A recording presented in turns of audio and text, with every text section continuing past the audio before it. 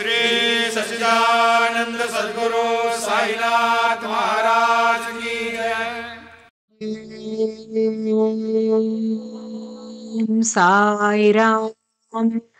ஸ்ரீ சாயி சத்சரிதம் மராத்தியில் ஓவி நடையில் எழுதப்பட்ட மூல கிரந்தத்தின் தமிழ் மொழிபெயர்ப்பிலிருந்து 52வது அத்தியாயத்தின் தொடர்ச்சியை இப்பொழுது நாம் கேட்கலாம்.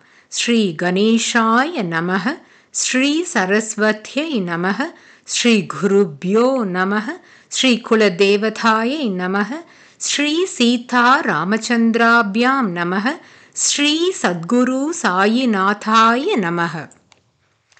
தனம் வேண்டுபவர்களுக்கு தனம் கிடைக்கும். சுத்தமான நடத்தையினால் புகழ் கிட்டும். ஸ்ரத்தை நிஷ்டைப்படி பலன் கிடைக்கும். பக்தி பாவம் இல்லாவிடில் எந்த அனுபவங்களும் கிடைக்காது. கிரந்தத்தை மதிப்புடன் படித்தால் சாயி சமர்த்தர் அகமகிழ்ந்து அஞ்ஞானம் என்னும் வறுமையை விளக்குவார், ஞான நிதியை கொடுப்பார். இந்த கிரந்த ரச்சனை சாயி சூச்சனை, அவர் மனதில் ஒளிந்திருந்த அவரது சங்கல்பம். அவர் சரணாலயத்தில் தீவிர பிரேம பக்தி இருக்கும் பக்தர்களின் வாழ்க்கை தன்யம். பிரசாந்த மனத்துடன் நியம நிஷ்டையுடன் இந்த சத் சரிதையில் உள்ள ஒரு அத்தியாயத்தையாவது படித்தால் அது அளவற்ற சுகத்தை அளிக்கும். தம் ஸ்ரேயஸை வேண்டுபவர்கள் இந்த கிரந்தத்தை படித்தால் மனது ஆனந்தத்தினால் நிரம்பி சாயியின் உபகாரத்தை ஜன்மம் முழுதும் நினைவு கொள்வார்கள். குரு பூர்ணிமை, கோகுலாஷ்டமி, சாயியின் புண்ணிய திதி, ராம நவமி, சாயியின் இந்த உற்சவ தினங்களில் நியமமாக அவரவர் வீட்டில் படிக்க வேண்டும். மனதில் விஷயங்களில் மேல் பற்று எப்படி இருக்கிறதோ அப்படியே மறுஜன்மமும் கிடைக்கும். அந்திம சமயத்தில் மனது எப்படி இருக்கிறதோ அவரது கதியும் கூட அப்படியே இருக்கும் என்ற விஷயத்திற்கு சாஸ்திரத்தில் சான்று இருக்கிறது. ஸ்ரீ சாயி பக்தர்களுக்கு பற்றுக்கோடு. அவர் இல்லாவிடில் விக்னங்கள் தொலையாது. தாய் மக்களுக்காக தவிக்கிறாள். இதில் என்ன ஆச்சரியம்? இதைவிட இன்னும் என்ன சொல்வேன்? வார்த்தைகள் நின்று போனால் மௌனமாக இருப்பதே நல்லது என்று தோன்றுகிறது. இதுவே உகந்த ஸ்துதி.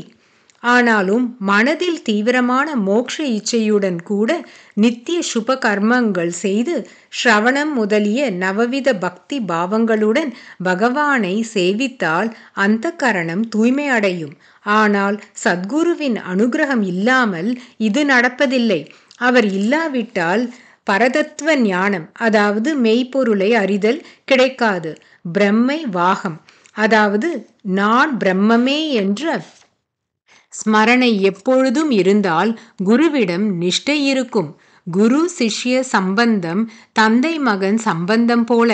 குருவை தந்தையுடன் ஒப்பிடுவது பெயருக்கு மட்டுமே. தந்தை பிரபஞ்ச சுகங்களை அனுபவிக்கும் யோகியதை கொடுப்பவர். ஆனால் குரு பரலோக சுகத்தையும் கூட அருளுவார். தந்தை நிலையற்ற கணத்தில் அழியும் பொருளை கொடுப்பார். குரு சாஸ்வதமான அல்ல குறையாத சுகத்தை அனுபவிக்க செய்து அபரோக்ஷ ஞானம் கிடைக்கச் செய்வார். தாய் 9 மாதம் கர்ப்பம் தரித்து பிறவி கொடுத்து வெளியே தள்ளுகிறாள். இதற்கு நேர்விரோதமாக குருமாதா வெளி உலகிலிருந்து உள்ளே இழுத்து கொள்வாள். கடைசி காலத்தில் குருவே குருவே என்று ஸ்மரித்தால் சிஷ்யன் கட்டாயமாக சாயுஜ்யத்தை அடைவான். அவனை குரு 2 அடி அடித்தால் அவன் பூரண பிரம்மத்துவம் பெறுவான். குருவின் கையால் வாங்கிய அடி ஜனன மரணங்களை நாசம் செய்யும். குருவின் கையால் சரீரம் முடிவடைந்தால் அதை விட பாக்கியசாலி யார் இருப்பார்கள்? கதை, வாள், கோடாலி, சூலம் முதலிய ஆயுதங்களை குரு கையில் எடுத்துக்கொள்ள வேண்டும்.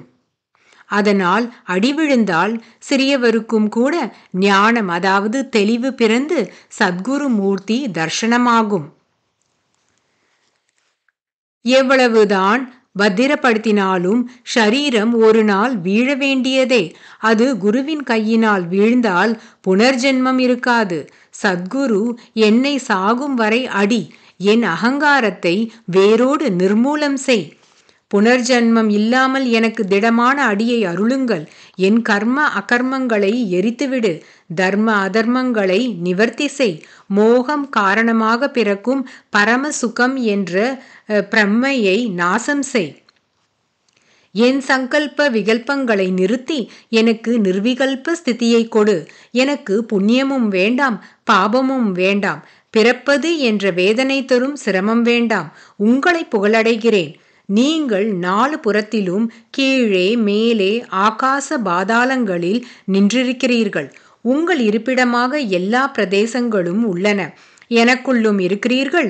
சொல்லப்போனால் நீ நான் என்ற பேத பாவத்துடன் இருப்பது எனக்கு கஷ்டத்தை கொடுக்கிறது. அதனாலேதான் ஹேமாத் அனன்ய சரணம் வேண்டி சத்குரு சரணங்களை திடமாக பிடித்துக்கொண்டு புனர்ஜென்மம் இல்லாமல் இருக்கும் பேறு பெறுகிறான். ஹேமாத் பந்தை நிமித்த மாத்திரமாக செய்து கணக்கற்ற பக்தர்களை உத்தாரம் செய்ய சாயி தாமே இச்சரிதையை நிர்மாணம் செய்துள்ளார். இது அதி அபூர்வமான விஷயமல்லவா? ஸ்ரீ சாயி சமர்த்தனது சரிதை என் கையால் ரசிக்கப்படுவதே ஆச்சரியம். இல்லாவிட்டால் சாயி கிருபை இல்லாமல் பாமரனான எனக்கு இது சம்பவமா? எனக்கு சாயி பாபாவுடன் அநேக வருடங்கள் சகவாசம் இல்லை. மகான்களை புரிந்து கொள்ளும் ஞானமும் இல்லை. ஆராய்ச்சி நோக்குடன் பார்க்கும் தைரியமும் இல்லை. நம்பிக்கை இல்லாமல் பார்ப்பதே எனக்கு தெரிந்தது எல்லாம். நான் ஒரு காலும் அனன்ய பாவனையுடன் ஆராதிக்கவில்லை. சொல்ப நேரமாவது தினமும் பஜனையில் பங்கேற்கவில்லை. இத்தகைய என் கையால் தம் சரிதையை எழுத வைத்து ஜனங்களுக்கு காண்பித்தார். தம் வச்சனத்தை காப்பாற்றிக் கொள்வது சாயியே. இந்த கிரந்தத்தை எனக்கு நினைவூட்டி தம் காரியத்தை தாமே பூர்த்தி செய்து கொண்டார். இந்த ஹேமாத் பந்த் பெயருக்கு மட்டும். ஈயானது மேரு பர்வதத்தை மேலே தூக்குவது, குருவி சாகரத்தை காலி செய்வது இவை சாத்தியமா? ஆனால் சத்குரு ஒருவன் பின்னால் இருந்து அற்புதமான காரியங்கள் நடக்கும்படி செய்வார். ஸ்ரோதாக்களே, இப்பொழுது உங்களை அபிவந்தனம் செய்வேன். இந்த கிரந்தம் முடிந்தது. சாயியின் கிரந்தத்தை சாயிக்கே சமர்ப்பிப்பேன். சின்னவர்கள் பெரியவர்கள் எல்லா ஸ்ரோதாக்களுக்கும் ஒரே முறையாக எனது சாஷ்டாங்க பிரணாமங்கள். உங்கள் தயையினால் சாயி சரித்திரம் என்ற இந்த கதை பெருக்கை, அதாவது கதாதாரையை சமாப்தி செய்கிறேன். ஆனாலும் சமாப்தி செய்ய நான் யார்? இது வீணான அகங்காரமே. சாயியே சூத்திரதாரனாக இருக்கும் பொழுது இந்த நான் என்பவன் யார்?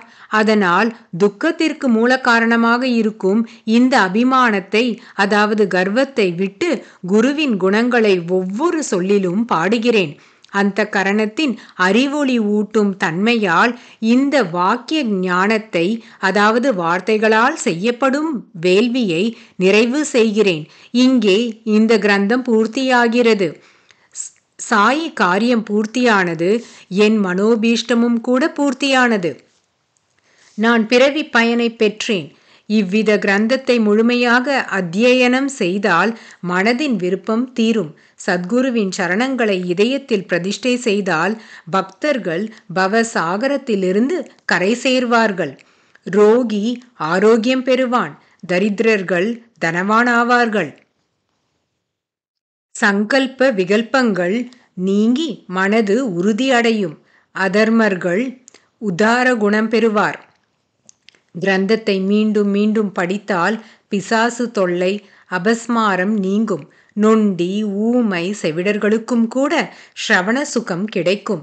சக்திமானாகிய பரமேஸ்வரனை மறந்து போய் அஞ்ஞான மோகத்தில் சிக்கியவர்கள் கூட உத்தரிக்கப்படுவார்கள்.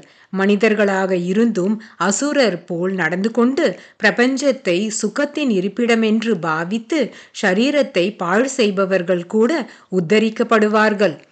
சாயிநாதனின் லீலை ஆழங்காண முடியாதது.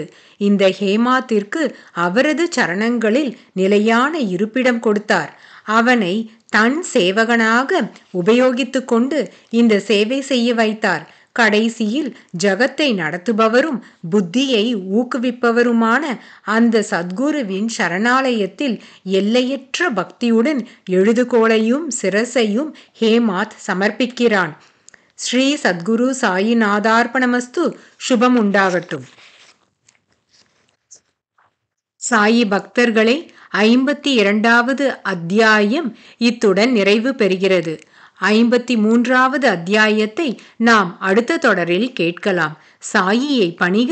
அனைவருக்கும் சாந்தி நிலவட்டும். ஓம் சாய்ராம். श्री सच्चिदानंद सद्गुरु साईनाथ महाराज की जय।